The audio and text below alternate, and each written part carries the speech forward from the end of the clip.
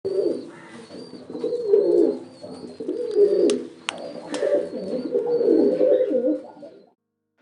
இருக்கும் நண்பர்கள் அனைவருக்கும் வணக்கம். இன்றைக்கி நம்ம சேனலில் பார்க்க போகிற வீடியோ என்னென்னு பார்த்தீங்கன்னா, ரீசெண்டாக நம்ம ஒரு ஷார்ட்ஸ் ஒன்று போட்டிருந்தோம். அதில் வந்து உங்களுக்கு புறாக்கள் சம்மந்தமாக ஏதாவது கேள்வி இருந்ததுன்னா கேளுங்க, நான் பதில் சொல்கிறேன் அப்படின்ற மாதிரி போட்டிருந்தேன். அந்த பர்டிகுலர் வீடியோவில் வந்த அதிகப்படியான கமெண்ட் என்ன அப்படின்னு பார்த்தோன்னா, புறாவுக்கு அம்மோனியா தாக்கியிருக்கு, இதுக்கு என்ன மருந்து, என்னோட குஞ்சு புறாக்களுக்கு வந்து அம்மோனியா தாக்கியிருக்கு, இதுக்கு என்ன பண்ணலாம், அதே மாதிரி என்னோடய புறாக்களுக்கு வந்து அடிக்கடி அம்மோனியா வருது, இதுக்கு என்ன தீர்வு அப்படின்ற மாதிரி நிறைய கமெண்ட்ஸ் வந்துருந்தது. ஸோ அம்மோனியாக்கான தெளிவான விளக்கம் வந்து இன்னும் நிறைய பேருக்கு போய் சேரலன்னு நினைக்கிறேன்.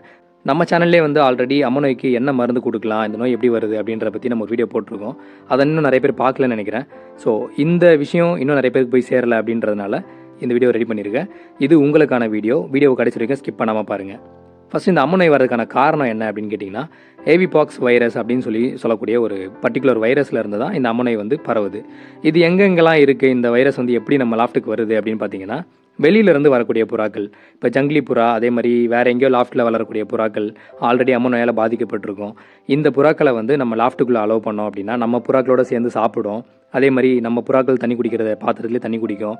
அது மூலியமாக நம்மளோட புறாக்களுக்கு இந்த வைரஸ் வந்து பரவதுக்கான சான்ஸ் அதிகமாக இருக்குது. அதுக்கப்புறமா ஓவர் க்ரௌடிங் அப்படின்னு சொல்லுவாங்க. இப்போ வந்து நம்ம லாஃப்ட்டில் வந்து 30 புறா விட முடியும் அப்படின்னா, நீங்கள் வந்து 30 புறா இல்லை 35 புறா வச்சுருப்பீங்க. இது வந்து ஓவர் க்ரௌடிங் சொல்லுவாங்க. 30 புறா விட வேண்டிய இடத்துல வந்து 20 புறா வைக்கிறது தான் வந்து சரியான அளவாக இருக்கும். 10 இடம் வந்து காலியாக தான் இருக்கணும். அப்போ தான் அந்த புறாக்களுக்கு வந்து வெப்பநிலை வந்து சீராக மெயின்டைன் ஆகும்.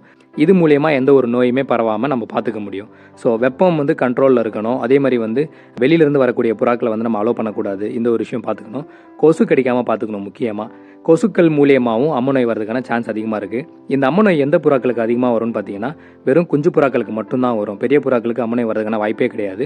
எப்படி குஞ்சு புறாக்களுக்கு மட்டும் வருது அப்படின்னு கேட்டிங்கன்னா, இப்போ ஒரு 20 நாள் குஞ்சுன்னு வச்சுக்கோங்களேன். அந்த புறாக்களுக்கு வந்து அம்மோனியா வரதுக்கான காரணம் என்ன அப்படின்னு பார்த்தீங்கன்னா, ரெக்கை வந்து அங்கங்கே முளைச்சிருக்காது, ரத்த ஓட்டம் அதிகமாக இருக்கும் அந்த புறாக்களுக்குலாம். ஸோ இதனால் வந்து கொசு வந்து ரொம்ப இன்ட்ரெஸ்ட்டாக வந்து கடிக்கும் அந்த புறாக்களை. இது வழியாக தான் வந்து பார்த்தீங்கன்னா குஞ்சு புறாக்களுக்கு வந்து அம்மோனியா வரதுக்கான சான்ஸ் இருக்குது. அடுத்தது வேறு எப்படியெல்லாம் அம்மோனியா வரும் அப்படின்னு கேட்டிங்கன்னா, ஆல்ரெடி இந்த ஏவிபாக்ஸ் வைரஸை வந்து கேரி பண்ணக்கூடிய எலி, அணில் இதெல்லாம் வந்து நம்ம லாஃப்ட்டில் வந்து புறாக்கள் சாப்பிடக்கூடிய உணவை வந்து செதறியிருக்கும் இல்லைங்களா, அதை வந்து கொறிச்சு போட்டு போயிடும். நம்ம புறாக்கள் அந்த கொறிச்சு போட்ட உணவை திருப்பி எடுத்து சாப்பிடும்போது அது மூலியமாக நம்ம புறாக்களுக்கு வந்து இந்த அம்மோனியா வந்து தாக்குறதுக்கான வாய்ப்பு அதிகமாக இருக்குது. ஸோ எலி, அணில் இதெல்லாம் வராமல் பார்த்துக்கோங்க. முடிஞ்ச வரைக்கும் உணவு மீந்துருச்சு அப்படின்னா அதை எடுத்து தூரமாக போட்டுருங்க. நம்ம லாஃப்ட்டுக்குள்ளேயே வைக்காதீங்க. லாஃப்ட்டை வந்து க்ளீனாக மெயின்டைன் பண்ணுங்கள். ஈரமாக இருக்கக்கூடாது, ட்ரையாக இருக்கணும். நான் சொன்ன மாதிரி ஓவர் க்ரௌடிங் இருக்க விடாதீங்க. அதிகமான புறாக்கள் வச்சுருக்காதீங்க. கூண்டுக்கு ஏற்ற மாதிரி புறாக்களை மெயின்டைன் பண்ணுங்கள். இதெல்லாம் பண்ணிங்க அப்படின்னா அம்மோனியா வரதுலேருந்து நம்ம புறாக்களை வந்து பாதுகாத்துக்கலாம். சரி, இப்போ அம்மோனியா வந்து தாக்கிடுச்சு, இதுக்கு என்ன மருந்து அப்படின்னு கேட்டிங்கன்னா, இது பரவலாக வந்து நிறைய ஃபேன்சியர்ஸ் பயன்படுத்தக்கூடிய மருந்து. நானுமே இதை தான் பயன்படுத்திகிட்டு இருக்கேன். அம்மோனியா அந்தளவுக்கு வரதில்லை, பட் வந்தாலும் இதை கொடுத்தோம் அப்படின்னா பக்காவாக க்யூர் ஆகிடுது. மேக்ஸிமம் 5 நாளில் நீங்கள் வந்து ட்ரீட்மெண்ட்டை முடிச்சுக்கலாம். அந்த புறாக்கள் நல்லா தெளிவாயிடும். அப்படி என்ன மருந்து அப்படின்னு கேட்டிங்கன்னா, கஸ்தூரி மஞ்சள், கடுக்காய்த்தூள், வேப்பெண்ணெய், இது 3த்தையுமே நல்லா பேஸ்ட் மாதிரி பண்ணி எங்கெங்கெல்லாம் அம்மை கட்டி இருக்கோ அந்த கட்டி மேலே வந்து அப்ளை பண்ணி விடுங்க. அப்படி பண்ணிங்க அப்படின்னா காலையில் சாயந்தரம் 2 வேளைக்கு பண்ணணும். இந்த மாதிரி நம்ம வந்து ஒரு 3 நாளைக்கு தொடர்ந்து பண்ணும்போது 4வது நாள்லேருந்தே நீங்கள் டிஃப்ரென்ஸை பார்க்க முடியும். அந்த கட்டி வந்து கம்மியாக இருக்கும், காஞ்சி போய் கொட்ட ஆரம்பிக்கும். இதில் இன்னொரு விஷயம் நீங்கள் ஆட் பண்ணிக்கோங்க.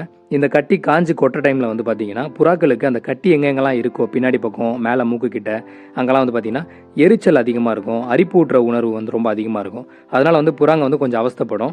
இதை அவாய்ட் பண்ணுறதுக்கு என்ன பண்ணலாம் அப்படின்னு கேட்டிங்கன்னா, ஆலோவேரா ஜெல் அப்படின்னு சொல்லுவாங்க. இந்த கத்தாழை ஜெல் இருக்கு இல்லைங்களா, கத்தாழை ஜெல் இருந்ததுன்னா அதை லைட்டாக தேங்காய் எண்ணெய் அப்ளை பண்ணுற மாதிரி அப்ளை பண்ணி விட்டீங்க அப்படின்னா அந்த எரிச்சல், அதுக்கப்புறமா அரிப்பு ஊட்டுற உணர்வு, இதுலேருந்து நம்ம புறாக்களை வந்து பாதுகாக்க முடியும். அதிகபட்சம் 5 நாளில் இந்த ட்ரீட்மெண்ட்டை முடிச்சுட்டு நீங்கள் வந்து உங்களோட அடுத்த வேலையை பார்க்க ஆரம்பிக்கலாம். இந்த அம்மை நோய் அப்படின்றது வந்து பக்காவாக க்யூர் ஆகிடும். ஸோ இந்த நோய் வந்து குஞ்சு புறாக்களுக்கு மட்டும் தான் தாக்குது அப்படின்றதுனால முடிஞ்ச வரைக்கும் குஞ்சு புறாக்களை தனியாக எடுத்து வச்சு நீங்கள் அதுக்கு தேவையான உணவை கொடுத்து இந்த மெடிசனை கொடுக்குற மாதிரி பாருங்கள். இல்லை பேரண்ட்டுக்கிட்ட தான் தீனி வாங்குது அப்படின்ற பட்சத்தில் வேப்பெண்ணெய்க்கு பதில் மூக்கு கிட்ட தடவும் போது மட்டும் அந்த இடத்துல வந்து தேங்காய் எண்ணெய் மிக்ஸ் பண்ணி அப்ளை பண்ணுங்கள். மற்ற இடங்களில் பின்னாடி ரெக்கை கிட்ட இந்த மாதிரிலாம் பார்த்தீங்கன்னா அந்த இடத்துல மட்டும் வேப்பெண்ணெய் மிக்ஸ் பண்ணி அப்ளை பண்ணுங்கள். ஏன்னா மூக்கு கிட்ட நீங்கள் வேப்பெண்ணெய் தடவிட்டீங்க அப்படின்னா பெரிய புறா வந்து தீனி ஊட்டும்போது அந்த கசப்பு தன்மை ரொம்ப அதிகமாக இருந்ததுன்னா தீனி ஊட்டுறதை வந்து அவாய்ட் பண்ணிக்கும். ஸோ இந்த விஷயங்களை மட்டும் ஃபாலோ பண்ணிக்கோங்க. அடுத்தது இன்னொரு விஷயம் என்னென்னா, நம்ம புறாக்களுக்கு வைக்கக்கூடிய தண்ணி வந்து சுத்தமாக இருக்கணும்.